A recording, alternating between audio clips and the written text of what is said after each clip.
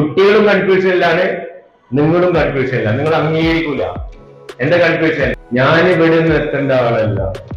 കാരണം നിങ്ങളിങ്ങനെ കാണുകയാണ് കൊടുത്തൊരുങ്ങി പോകുന്ന കുറെ ആളുകളെ അവരടിച്ചു പൊളിക്കുകയാണ്. കല്യാണം വേണോ എന്ന് ചോദിക്കുമ്പോ കല്യാണം വേണ്ട.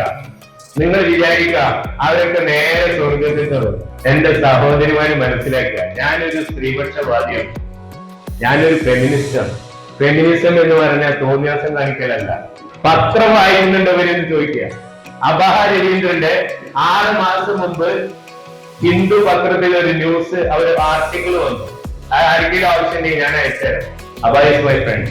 ഇങ്ങനെ ഒരു ഘട്ടം കഴിഞ്ഞാൽ, ഒരു 32-35 വയസ്സ് കഴിഞ്ഞാൽ ഈ പിന്നാലെ നടക്കുന്നവരൊന്നും പിന്നെ ഉണ്ടാവില്ല. ഒരു അപ്പാർട്ട്മെന്റ് കിട്ടൂല. ഇത് ഇന്ത്യയിലെ അവസ്ഥയാണ് പറയുന്നത്. ഒരു താമസിക്കാൻ ഇടം കിട്ടില്ല, ഒരു ജോലിക്ക് പോകാൻ പറ്റില്ല. കാരണം ഇപ്പോഴിവിടെ സെക്സിന്റെ ദാരിദ്ര്യം അനുഭവിക്കുന്ന ഞരമ്പ് രോഗികളുള്ള കാലഘട്ടം തന്നെയാണ് എത്ര പറഞ്ഞാലും.